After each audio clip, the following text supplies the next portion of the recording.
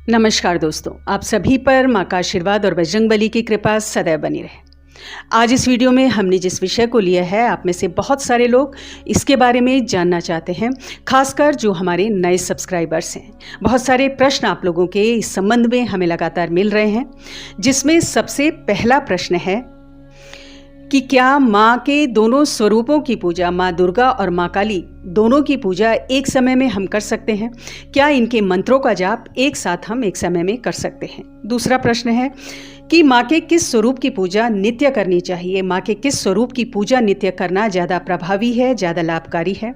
साथ ही आप में से कई लोग जानना चाहते हैं कि जो दोनों स्वरूपों की पूजा है, क्या विधि उसकी हो, किस क्रम में ये पूजा होनी चाहिए, क्या दोनों की पूजा में समानता है या कुछ भिन्नता भी है? इसके अलावा और भी अन्य प्रश्न हैं कि जैसे दीपक कितने लगाने हैं नित्य पूजा में, और जो भी प्रश्न है तो मैं प्रयास कर रही हूँ कि इस वीडियो में आपके उन सभी प्रश्नों का उत्तर मैं दे पाऊँ।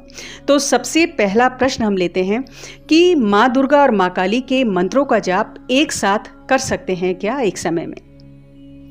तो दोस्तों, माँ के जो दोनों स्वरूप हैं अपने भक्तों को अभय प्रदान करने वाले हैं, भक्तों की रक्षा करने वाले हैं। माँ दुर्गा इच्छा शक्ति, क्रिया शक्ति की देवी हैं, भक्तों के असाध्य कार्यों को पूर्ण करने वाली देवी हैं, सुख समृद्धि ऐश्वर्य प्रदान करने वाली देवी हैं। वहीं जो माँ काली है वो माँ दुर्गा का ही उग्र स्वरूप है, उनका विकराल रूप है, आसुरी शक्तियों का, बुरी शक्तियों का नाश करने वाली देवी हैं और हर प्रकार के भय से अपने भक्तों की रक्षा करने वाली देवी हैं। तो माँ के इन दोनों स्वरूपों की पूजा आप एक साथ एक समय में बिल्कुल कर सकते हैं। तो इसमें सबसे पहले आप माँ दुर्गा के मंत्र का जप कर सकते हैं, ओम दुम दुर्गाय नमः, और उसके बाद माँ काली के मंत्र का ओम क्रीं कालिकाय नमः, इसका आप निश्चित रूप से जप कर सकते हैं। इसके अलावा माँ के अन्य मंत्रों का अगर आप जप कर रहे हैं तो उनका जप इस क्रम में आप कर सकते हैं। नवाण मंत्र के बारे में मैं पहले भी आपको बता चुकी हूँ कि माँ की 9 शक्तियों से युक्त ऊर्जित ये मंत्र है। तो नवाण मंत्र का भी अगर आप जप करते हैं तो सभी देवियों का आह्वान और स्तुति उस नवाण मंत्र में हो जाती है। अब दूसरा प्रश्न ये है आप लोगों का कि किस देवी के मंत्रों का जप नित्य पूजा में करें, कौन सा जप ज़्यादा प्रभावी है? तो शक्ति के जो उपासक हैं उनको मैं यही कहना चाहूँगी कि माँ के दोनों स्वरूपों की पूजा नित्य ही आपको करनी चाहिए। माँ दुर्गा और माँ काली के मंत्रों को 108 बार, यानी एक एक माला दोनों स्वरूपों की आपको नित्य करनी चाहिए। पहले माँ दुर्गा के ओम दुम दुर्गाय नमः और फिर माँ काली के ओम क्रीं कालिकाय नमः, एक एक माला कम से कम नित्य आपको करनी चाहिए। इसके अलावा शत्रुओं से अगर पीड़ित हैं या कोई भय आपको सता रहा है, कोई तंत्र बाधा है, नकारात्मक ऊर्जा से पीड़ित हैं या घर में नकारात्मक ऊर्जा व्याप्त है, तो माँ काली के मंत्रों का अधिकतम जप श्रेष्ठ परिणाम ऐसे समय में आपको देता है। वहीं जो माँ दुर्गा हैं वो भी सुख समृद्धि ऐश्वर्य प्रदान करने वाली देवी हैं, असाध्य कार्यों को करने वाली देवी हैं। तो कोई ऐसा असाध्य कार्य है जो आपका पूर्ण नहीं हो रहा है, ऐश्वर्य सुख समृद्धि धन की अगर आपको अभिलाषा है, यानी इस संबंध में आप आर्थिक संकट दूर करने के लिए करना चाहते हैं, तो माँ दुर्गा के स्वरूप का, उनके मंत्रों का जप करें। और मैं तो ये कहूँगी कि माँ के जो दोनों स्वरूप हैं वो दोनों ही स्वरूप हर प्रकार का धन सुख ऐश्वर्य प्रदान करने में सक्षम हैं। अब जो अगला प्रश्न आप लोगों का है कि पूजन विधि क्या दोनों स्वरूपों में समान है या भिन्नता है, और क्या क्रम होना चाहिए पूजन विधि का? तो मैं फिर से आप लोगों को बता देती हूँ, पिछली वीडियोस में मैंने बताया भी है कि जब आप पूजा में बैठ रहे हैं तो सर्वप्रथम स्नान आदि करके स्वच्छ वस्त्र आपको धारण करने हैं। उसके बाद सर्वप्रथम आपको आचमन करना चाहिए। आचमन अत्यंत आवश्यक है किसी भी पूजा के प्रारंभ में, क्योंकि जो आप आचमन करते हैं उससे आपकी संपूर्ण शुद्धि होती है, अंतःकरण की शुद्धि होती है, संपूर्ण शरीर की शुद्धि होती है। आचमन की विभिन्न विधियां हमारे शास्त्रों में बताई गई हैं और इन विधियों के बारे में मैं वीडियोस में बताती रही हूं हमेशा से ही। तो आप इन विधियों में से किसी भी एक विधि को ले लें और आचमन अपना संपूर्ण करें।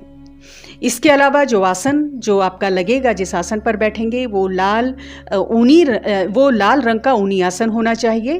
कुश का आसन भी आप इसमें प्रयोग कर सकते हैं। अब जब आप आचमन कर लेते हैं तो सर्वप्रथम आप दीपक को प्रज्वलित करेंगे। अब घी का दीपक हो या तिल के तेल का दीपक हो, तो दोनों में से जो भी आप सामर्थ्य अनुसार जला सकते हैं वो दीपक जलाएं, भाव प्रमुख हैं। घी का दीपक जला सकते हैं तो घी का जलाएं, तिल के तेल का जला सकते हैं तो तिल के तेल का जलाएं। सरसों के तेल का दीपक नित्य पूजा में नहीं जलाना है। हाँ, कोई विशेष विधान आप कर रहे हैं, उस प्रक्रिया में अगर सरसों के तेल के दीपक का विधान है तो आपको अवश्य ही सरसों के तेल का दीपक जलाना चाहिए। और कई भक्त लोगों का ये प्रश्न है कि क्या 2 दीपक जलाएं? तो अगर सामर्थ्य है आपकी तो बिल्कुल आप 2 दीपक जलाएं नित्य पूजा में, एक घी का दीपक और एक तिल के तेल का दीपक। घी का दीपक देवी देवताओं के दाहिनी तरफ और जो तिल के तेल का दीपक है वो देवताओं के बाईं तरफ आपको रखना है। अब जब आप दीपक प्रज्वलित कर लेते हैं तो उसके बाद आपको पंचोपचार पूजन माँ का करना है। तो पंचोपचार पूजन में धूप, दीप, अक्षत, नैवेद्य, पुष्प माँ को आपको अर्पित करने हैं, अक्षत माँ को आपको अर्पित करने हैं। और जब आप माँ का पंचोपचार पूजन करेंगे तो जितने भी देवी देवता आपके मंदिर में, घर के मंदिर में स्थापित हैं, उन सभी का आपको पंचोपचार पूजन करना है। उन सभी को धूप, दीप, अक्षत, पुष्प, तिलक और नैवेद्य ये आपको समर्पित करना है। कई लोगों की ये जिज्ञासा है कि जो देवी देवता उनके मंदिर में है तो क्या सभी को एक ही दीपक लगेगा या अलग अलग दीपक जलाने हैं? तो यहाँ मैं आपको बता दूं कि नित्य पूजा में आप एक ही दीपक प्रज्वलित करके उसे सभी देवी देवताओं को आप अर्पित कर सकते हैं जिनकी मूर्ति या तस्वीर आपके घर में है। अलग अलग दीपक जलाकर देवताओं को अर्पित करने की आवश्यकता नहीं है। अब पूजा विधान क्या होगा? पंचोपचार पूजन कर लिया तो जो मंत्रों का विधान है तो उसमें सर्वप्रथम आपको गणेश पूजन करना है, ओम गंग गणपति नमः। फिर आपको गुरु मंत्र का जप करना है। और यहाँ पर मैं एक बात आपको स्पष्ट कर दूं कि जो भी आपके इष्ट हैं उनके मंत्र की एक माला आपको अवश्य जप करनी होगी। इष्ट के मंत्र जो आप पढ़ेंगे वो कब पढ़ना है? तो जब इष्ट का मंत्र आप पढ़ रहे हैं तो पूजा के प्रारंभ में आपको पढ़ना चाहिए। अब जैसे मैं अपनी बात कहूँ तो मेरे इष्ट हनुमान जी हैं, तो जब मैं पंचोपचार पूजन के बाद सर्वप्रथम हनुमान जी के मंत्रों का जप करती हूँ, हनुमान चालीसा का पाठ करती हूँ, तत्पश्चात गणेश पूजन, गुरु पूजन व अन्य क्रम अनुविधियाँ करती हूँ। तो जो इष्ट का पूजन है वो पूजा के प्रारंभ में आप करें, फिर गणेश पूजन और गुरु पूजन करें। इसके अलावा कई जगह विधान है कि पहले गुरु पूजन करना है फिर गणेश पूजन करना है। तो कोई भी आप एक विधान ले लें इनमें से, लेकिन उसको ही जारी रखें, बार बार विधान बदले नहीं। अब गणेश पूजन और गुरु पूजन के बाद आपको ओम नमः शिवाय इस मंत्र की एक माला कम से कम करनी है। नित्य पूजा में यदि आप 3 माला इस मंत्र की करते हैं ओम नमः शिवाय की तो बहुत ही श्रेष्ठ है, लेकिन कम से कम एक माला आपको करनी ही चाहिए। उसके बाद ओम बटुक भैरवाय नमः इस मंत्र की भी एक माला आपको करनी चाहिए। और अगर माँ की नित्य पूजा में आप चाहते हैं कि माँ की कृपा आपको जल्दी से जल्दी प्राप्त हो तो बटुक भैरव जी को मनाना अत्यंत आवश्यक है। साथ ही हनुमान जी का पूजन भी अत्यंत आवश्यक है, क्योंकि बटुक भैरव और हनुमान जी ये माँ के पुत्रवत हैं, उनके गण हैं। और माँ तभी प्रसन्न होती है अगर उनके पुत्रों को पहले प्रेम किया जाए, उनके पुत्रों को यदि पूजा जाए।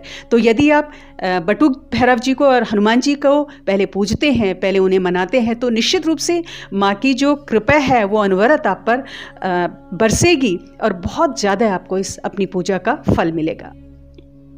तो बटुक भैरव जी के साथ हनुमान जी का भी ओम हम हनुमते नमः इस मंत्र की एक माला आप अवश्य जप करें, या हनुमान चालीसा का पाठ आपको अवश्य करना चाहिए। तत्पश्चात आप माँ के मंत्रों का जप करेंगे। तो दोस्तों ये थी माँ के नित्य पूजन की विधि। उम्मीद करती हूँ आपको अपने प्रश्नों का जवाब मिला होगा। अगली वीडियो में बहुत जल्द मिलती हूँ। सामने स्क्रीन पर आपको वीडियो दिख रही है, मासिक दुर्गाष्टमी के महत्व के ऊपर और व्रत की विधि के ऊपर एरो को क्लिक कर लें, वीडियो को जरूर देखें। अगली वीडियो में बहुत जल्द मिलती हूँ, तब तक के लिए अपना ध्यान रखें, स्वस्थ रहें, खुश रहें, मस्त रहें। जय माता दी, जय बजरंगबली।